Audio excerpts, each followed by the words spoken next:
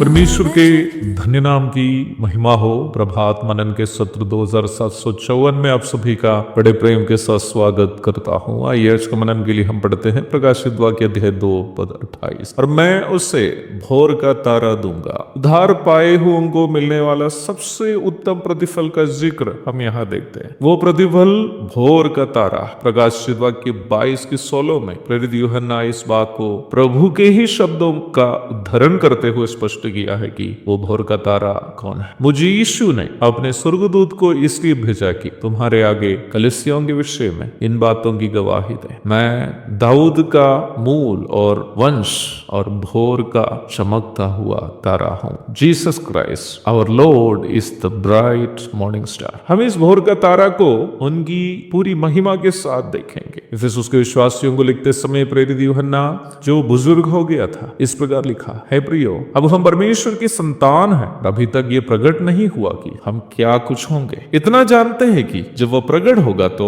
हम उसके समान होंगे, क्योंकि उसको वैसा ही देखेंगे जैसा वो। एक सच्चा मसीह भक्त वर्तमान संसार में वह रहते समय सबसे अधिक मसीह से प्रेम करता है। इस संसार के धन संपत्ति उसके पास हो या नहीं, उस व्यक्ति का प्रथम प्रेम यीशु मसीह से होंगे। वैसे ही मसीह भक्तों का देने के लिए अनेकों प्रतिफल स्वर्ग में रखेंगे क्यों न हो। वर्तमान संसार में सबसे अधिक मसीह से प्रेम करने वाला एक भक्त आनंदकालीन स्वर्ग में भी सबसे अधिक उस मसीह को ही पाना अवश्य चाहेंगे। स्वर्ग की हर एक वस्तु अतुल्य एवं अवर्णनीय होगी, परंतु उन सभी अतुल्य एवं अवर्णनीय वस्तुओं से अधिक उत्तम एक सच्चा मसीह भक्त के लिए यीशु मसीह ही होगा। फैनी क्रॉस्बी एक अमेरिकी महिला थी जो 6 सप्ताह के उम्र से आंख की रोशनी हुई थी। इसके बावजूद उन्होंने 8000 से भी अधिक अंग्रेजी मसीही गीतों की रचना, जिनमें से ज्यादातर गीत 19वीं शताब्दी में दुनिया भर में प्रसिद्ध थे। आज भी हमारी कलीसियाओं में गाए जाने वाले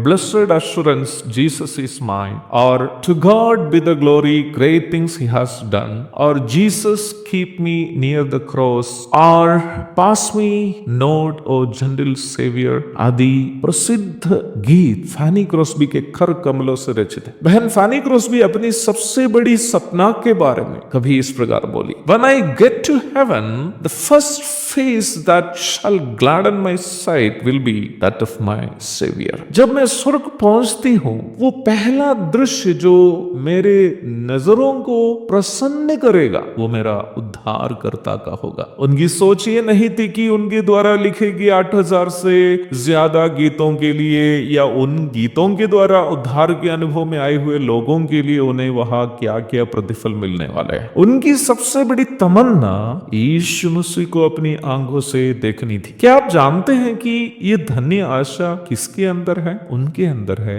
जिनके दिलों में इस भोर का तारा यीशु मसीह विश्वास के द्वारा जन्म लिया है। अपना उद्धार को ताजा करते हुए यीशु मसीह को अपनी आंखों से देखने का उस धन्य दिन की आस में इस संसार के तत्कालीन जीवन पूरा करने के लिए प्रभु हम सबकी मदद करे। एक और शुभ दिन की धन्य कामनाओं के साथ आज का मनन में समाप्त करता हूं। प्रभु आप सबको आशीष दे।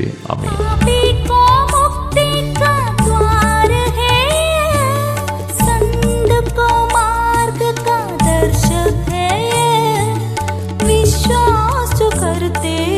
उसके लिए अनंत जीवन का साधन है ये है वचन, प्यारा वचन, यीशु मसीह का प्यारा वचन।